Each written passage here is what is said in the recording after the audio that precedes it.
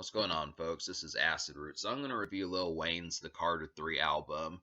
Now, this was a particularly large and massive album. It sold 1 million copies in its first week, which is kind of unheard of in the late 2000s. Folks like NSYNC, Eminem, Britney Spears were more of the ones that did that, like back in 2000, 2001 and stuff. But it really kind of stopped happening as like internet downloading kind of happened throughout the mid 2000s and stuff in the early 2000s. But I just would kind of have to say it was kind of like a shining lighthouse in mid 2008 that many people came through for Lil Wayne. It's a particularly large album, so it went platinum first week, which is really saying something because there weren't a lot of rap releases around the late 2000s that did.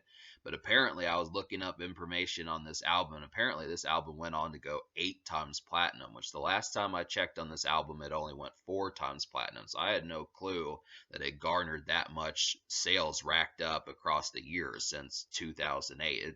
8 times platinum is extremely good. That's like in NSYNC and kind of Backstreet Boys territory, and some of them Adele territory and Metallica territory and stuff like that. That's definitely kind of the stuff. So it's not every day that a rap album, and this is very unfortunate that this doesn't happen, but that something goes 8 times platinum. So it's definitely something. This is a particularly noteworthy release, probably one of the best rap albums of 2008, and Lil Wayne deserved a lot of the accolades that he got for this project. To me, this is basically like a modern day classic, has just about everything that folks would be looking for out of a rap album, and it really has some quality singles. Lil Wayne's lyricism is off the meter.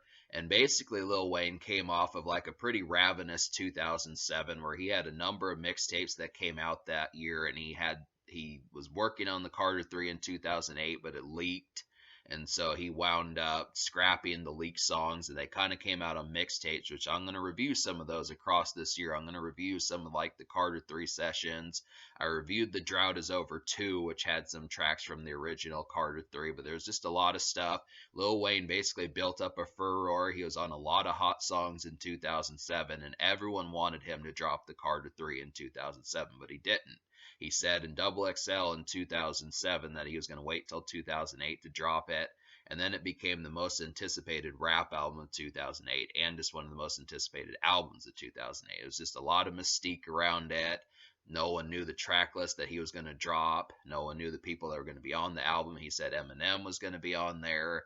He said like Timbaland and Justin Timberlake were going to be on there. It was just a bunch of stuff that was supposed to happen. There's a lot of mystique towards it, and just wondering if Lil Wayne was going to live up to the hype and that type of stuff. And he definitely did. I mean, it's very emphatic to see something of all the hype that he had built up across 2006 or since 2005 when he dropped the Carter 2 and waited 2.5 years, and then seeing the amalgamation of what happened and just it being successful net kind of thing. So I'm definitely proud of that. It was worth the wait and that type stuff. And that's definitely kind of the good concept about it, is just being able to say that this is definitely a rap album that you want to refer back to. It has an alternative feel to it also. This is something, not just a Walmart CD or a Best Buy CD, but you can find it in Hot Topic and places like Spencer's and some of those type places. Would definitely have to say it can be found in lots of varieties of places. Lil Wayne, had the lip piercings and that type of stuff, and was kind of down with alternative crowds and just an abundance of other things that he kind of tried some differential things. But to kind of talk about this project and that sort of light, like I feel like I do think Lil Wayne sounded more hungry on the Carter 2. Like this, the sheer ferocity of a single like Fireman was definitely there. I mean, I think A Milli is about as good as Fireman, but songs like Money on My Mind and Fireman and Best Rapper Alive and some of those type songs from the Carter 2. I just felt like he was more trying to be a lyricist on the Carter 2.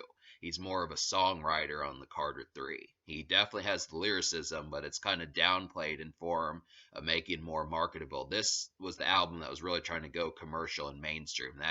This is kind of the album that made Lil Wayne a household name, and versus the Carter 2 just trying to establish like his mixtape grind and make him as like a lyricist and a competent lyricist that showcased that he's one of the best in the biz despite the fact that he's from the South. This was more of like the songwriting, kind of like the Eminem type album and the like the Metallica type album that's just going to be like that makes Lil Wayne a household name and is just in common conversation, not just rap only conversations. And it works. So the songwriting is here, but it just doesn't have an abundance of showcases that showcase his sheer lyricism, like songs like A Millie and You Ain't Got Nothing kind of do. But there are some on here, but it's just kind of where it's just a part of the rig as opposed to like the central theme. So that's kind of the concept, but it doesn't bother me. I like the songwriting on here. It's very clever. Plenty of songs to smoke and drink to, go out to, flirt to, and that type stuff, and drive around to. There's just plenty of situations you kind of have. This is a very withstanding album that shows to be seen. That it's just something that should be blasted in your tape deck all summer and should last for quite a bit of time, even despite the fact that it's 15 years old now. It doesn't really matter. So and go ahead and talk about the singles. There were 5 of them. So the first single was Lollipop, and this is a pretty large and scaping club type song. It's unfortunate that Static Major died before this song came out, because I guarantee if he had made it to this album coming out, a lot of people probably would have hit him up for hooks. R.I.P. But the concept about it is this was just a surprise hit out of nowhere. I mean, I think a lot of people just had no clue that Lil Wayne was just going to get #1, because prior to this song, he was only really doing stuff that was just like 25 and 35 on like the Billboard 100. That's about as good as Fireman kind of got and stuff. And we taken over in some of those. But this is a #1 single, definitely kind of vanilla club bop, I feel like, and there's no problem with that. This is just escaping. Static Major completely obliterates the hook. Lil Wayne kind of has like a sing-songy verse in here where he's not really doing shredding lyricism. He just kind of approaches his songwriting and just kind of makes it more recitable and kind of easy, simple kind of lyrics, but it works effectively. I mean, he's clever even in these simple lyrics, so it just works as like a #1 hit. I still like hearing this song in nightlife today. It's just an easy kind of classic night hit type song, and it should be kind of a template for what folks should kind of have the situation as far as making nights out and just having like club bops and vanilla club bops just to a T and that sort of stuff. This is the sort of stuff that folks need to look after and that type of thing. It's just a good one. Amelia is the second single, and this is just not even a real songwriting type single. It's just you hear the Amelie, Amelie, Amelie being chanted throughout the whole song. That's just how it is, and that's kind of how it is in the beat.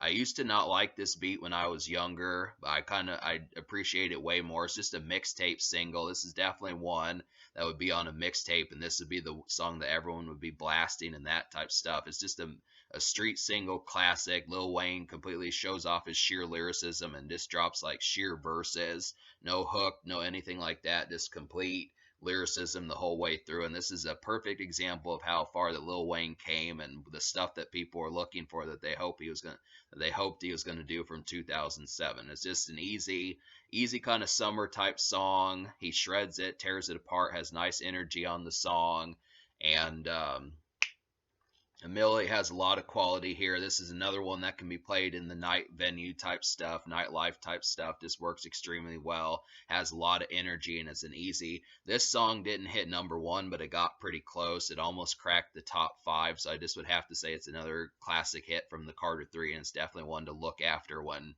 Lollipop starts to get a little bit dull. So that's just kind of the concept. It's 2 for 2 here. The third single, which is another great follow-up, is Got Money. This has T-Pain on the hook, and T-Pain was kind of on fire around this time too, so it's just a good look to, I mean, normally most people, when they hooked up with T-Pain back in the day, they put him on the first single, but for Lil Wayne to have 2 top 10 singles, one of which was a #1, and then bring out the T-Pain hook and have it be this good, you just knew that the Carter 3 was going to be lit because of that, and that just really happens to be the concept. This ferocious kind of club beat. This one's really kind of like a crazy night out, not just going out to the club and like mingling a little bit, but this is actually one where you have like 5 or 6 drinks in your system and you're grooving and jiving a little bit, and women are twerking, that type stuff. bitches twerking, that type stuff. Just being able to say it's just really kind of getting into a crazy and manic night. The energy on this song's ferocious. T-Pain really tears apart this hook. This is a real effectual kind of one. They have good chemistry on the song, and I kind of wanted more songs like this. But there actually are more songs like this, but this is just a real crazy energy type song. The fourth single is Mrs. Officer. This is like a kind of breezy late summer type single. Definitely like it. This feels like something you'd listen to in late August or September when summer's starting to die down and stuff. Really kind of works as like a breezy, just cruising around in your car type song in a romantic sense. Lil Wayne talks about flirting with an actual police officer cop who pulls him over for speeding and stuff. So kind of the concept, I mean, with Lil Wayne's celebrity, that's probably something that likely did happen, is the fact that he could probably bag a couple cops that, were attracted to him in that sort of sense. But it just kind of happens to be the concept. It's a clever concept just to be able to say that in case you're dating a cop or something like that, is to kind of have that. I mean, obviously, you would think that not every single person could relate, but it's still a good enough song to kind of say it's just it kind of transforms into just kind of like kind of sultry, kind of halfway mellow, halfway mid-tempo, kind of breezy late summer type song, but it works pretty well. Bobby V does a great song. Bobby V does a great hook on the song, and Kid does pretty well in there also. That's kind of the thing. So the fifth single is Comfortable, and this has Babyface on there, who was from back in the 80s and the early 90s and stuff. He was putting out albums, but this really feels like the most makeshift of the Lil Wayne songs. Like, this one struck me as the most blue collar, where Lollipop, A Million, Got Money were all kind of more in like a commercial rap type sense, and Mrs. Officer was kind of R&B. But I feel like Comfortable is kind of like the one that like blue collar and kind of central, straightforward people who just work at like Staples, Target, and places like that in the post office can kind of listen to and just kind of have a breezy day just going about. Maybe you're in a suit and tie, maybe you just have like a standard veneer about yourself, maybe you don't go out to the club that much and you're not obsessed with liquor and twerking and that type stuff. But just to kind of say, it's just a pretty straightforward song. It's Lil Wayne just being presentable. It's another good R&B type song. I can kind of see it as like a kind of gauzy midsummer type song, but I still feel like it has a pretty good emphasis. And this works as like a presentable kind of sense. It's just very prim and proper. I just think that's kind of the concept about it. It's a nice R&B type tune. That's 5 for 5 in terms of the singles. So I'm going to go ahead and recommend the 12 and a half songs out of 16 that I recommend to you. So I'll go ahead and say, so those songs would be A Milli, Got Money, Three-Peat, Phone Home, Lollipop, Pussy Monster, You Ain't Got Nothing, La La, Mrs. Officer, Shoot Me Down, Let the Beat Build, Comfortable, and the almost song would be Mr. Carter. Now the reason why the almost song is Mr. Carter is just because it's kind of hammy a little bit, just because Lil Wayne used to really admire Jay-Z. So I just kind of feel like some of that kind of like hammy type energy of him just admiring Jay-Z a bunch. I mean, it's cool that Jay-Z admitted in the song that Lil Wayne was his successor, but it was just kind of like, I don't know, it just felt kind of, I'm lacking words besides hammy. It was just kind of hammy, but I did like it. Kind of was a decent mid-tempo club type song, also a nice little night venue bop also, but it's just kind of hammy in there. So it's kind of as far as having someone you admire and that type stuff. But so I'm going to talk about some of these songs. Apart from the singles, I really feel like Three-Peat is a brilliant intro. This is definitely one that I think could be played. I definitely think that Three-Peat is a night venue type song that can be played out and about and kind of have like a cogent nightlife and that type stuff as far as that kind of goes. This has a real kind of like Lil Wayne just tears the song apart. He's just rapping kind of like he does in A Milli, and the energy is just very emphatic. It just has like a very creeping and kind of brooding type feel, like Lil Wayne has been plotting this for a while and realizes and anticipates it to happen, but he did it. It's kind of like an I Made It type song, but it works pretty well. I can definitely see it being played in a VIP or a club and that type stuff.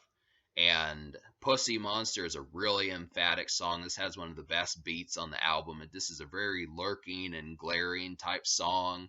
It's talking about obliterating some woman and that type stuff. Just really and tearing women apart in the bedroom and that type stuff. I just would have to say it really works as like a gleaming type song. And it just, David Banner really delivered on this beat.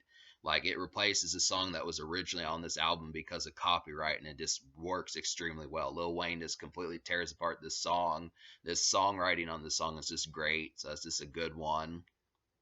Phone Home is a pretty nice looming type club song. Definitely like the kind of ET, kind of alien and extraterrestrial type beat on here. This would kind of have to say that that's a real glaring one where Lil Wayne starts talking about him not being a human being type vibes. It's a real thumping and energetic type song. It's a real nice album cut. La La is a nice smoking song. This has Briscoe and Busta Rhymes on there, so this is kind of a posse song. I definitely can see folks smoking to this, and it just kind of being a nice song to kind of smoke in the backyard and have some smokage too. It's kind of a night venue song. This is another one that you can step out to, but the beat, kind of the la la, where the kids saying la la in the song is kind of silly, but it works. Somehow it works. It's almost childish, but it works as like a nice night venue and club type song. It's definitely a brilliant smoking song. Shoot Me Down has a real imposing type feel towards it. This one really has an emphatic kind of sends goosebumps on your body type feel. It's definitely kind of a chilling and imposing type song, and the hook is just beautiful. It's a real beautiful type hook on here. Probably one of the best hooks on the album besides like Lollipop and Pussy Monster and Mrs. Officer in some cases. Just a brilliant one. Lil Wayne just has some imposing vibes on the song. Not a night venue song, but just a good album cut that shows some good songwriting. Let the Beat Build is a great smoking song too. I can't think of too many other instances. The beat is kind of annoying on Let the Beat Build, but it's manageable. I just think you should be zoning out and focusing on Lil Wayne's lyrics because he kind of tears this song apart. This is one of the lyrical ones, kind of like a Millie on there in Three Pete, where he kind of does that. So it's just kind of underneath the concept that it's definitely a good smoking song. If you have like a Swisher 3 and you just start sparking them up and you just listen to Lil Wayne tear apart the song, it's just very emphatic to kind of get that done. And You Ain't Got Nothing is a nice club bop that has Fabulous and Joel Santana on there. Definitely works as a pretty emphatic type song. This feels like a kind of vanilla nightclub type song. This is definitely one you'd hear at a nightclub, just where things are kind of getting crazy. Maybe not as crazy as on Got Money, but definitely pretty damn close. Where I just would have to say it's relatively crazy. I definitely think Lil Wayne probably had some drinks in his system and was energized on the song. And it's cool to see him and Joel Santana on a song just because they had a lot of chemistry and they were supposed to do projects. And then Fabulous, who I need to talk about more, is good on the song, and he had some good punchlines on here. So that's a real good concept. So it's a lot of stuff, there's a lot of stuff, a lot of praises to sing for the Carter 3, just to be able to talk about that. A lot of praises to be able to sing for the Carter 3, lots of good moments. But the three songs I didn't enjoy, which were just Dr. Carter, Tie My Hands, and Don't Get It. I felt like Don't Get It should not have been 9.5 minutes. I feel like Lil Wayne should have shortened that song down to about 3.5 or 4.5 minutes. Probably would have been more manageable in that sense. It was just tough to pay attention to or see myself wanting to listen to the whole thing. Tie My Hands was about the only R&B type song on this album I didn't enjoy. It just felt like the presentation of the song was just it was supposed to be kind of like this down tempo but kind of sluggish type song. It's just kind of felt a lot more contemplative in an R&B sense, but just the mixture and how the presentation kind of worked didn't quite work out for me. I do like Robin Thicke and Lil Wayne team ups, but this is just not a very good one. And then I didn't like Dr. Carter. This is kind of a concept song that some critics talked about was just really clever because Lil Wayne was talking about. And then Dr. Carter was kind of seen as like a clever song from critics just because it talked about how Lil Wayne was going to resuscitate the rap game and kind of repair all the damage from like snap rap and some of the ringtone rap and some of that type stuff and the one hit wonders. But I don't know. I really thought that probably had the worst beat on pretty much the whole album. I want to say like it was a Swiss Beats beat, but I think Swiss Beats probably should have given him a different type song. I know it was kind of like I know that this song was supposed to be kind of a concept song, was supposed to showcase like some creativity in songwriting, but I felt like I probably would have liked it to have been on something that sounded more contemporary or something like that. But it's just, I mean, the complaints about these 3 songs out of 16 is basically pretty scant, just because it's really not liking 3 songs out of 16 is not that much of a deal. It just relatively kind of happens to be the thing. So I'm going to score this album me liking 12 and a half songs out of 16. I'm going to go ahead and give this album a 9.25 out of 10. Like, I feel like it basically all but hits the mark and hits the bullseye entirely. But I just kind of feel like, yeah, I mean, it has club hits for days, stepping out songs for days, good guests on here, good topics, good lyricism, good beats, all that differential type stuff, lots of good emphatic type stuff. I just look after it. It just really, I don't know, just the concept of there just being kind of 3.5 songs. I don't know. I mean, it's definitely a pretty potent score. I just look after it.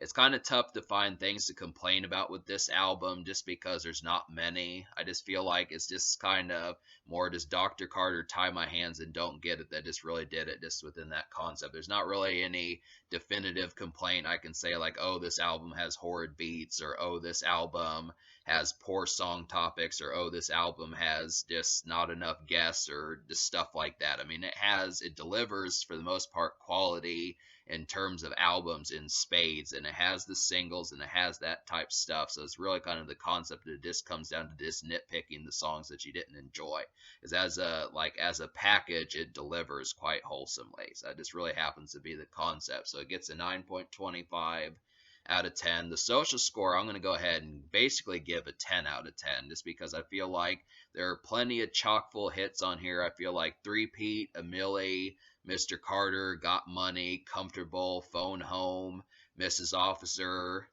Let the Beat Build, La La, Lollipop, You Ain't Got Nothing. I mean, that's like 11 songs I just listed that are great for stepping out on a night out. And that's just kind of the concept. You've got vanilla club songs, vanilla nightclub songs, dance club songs in some cases, some R&B bops for when the night is kind of softer. There's plenty of standard nights out, and it just really appeals to like crowds as far as saying that Lil Wayne gave you a presentable kind of mainstream album that has blue collar and kind of more straightforward moments, but also kind of in the concept to where it can be played on the weekend if it needs to. So that's how more albums should kind of have the consensus of, is being able to say that yes, this is a social album, but it's your choice of whether or not you want to play it on the weekend. It works for that, but it also works in other senses. Even if you're just walking up the street or something, just listening to the music, it just has a very kind of jivey and kind of potent social type feel towards it. So 10 social.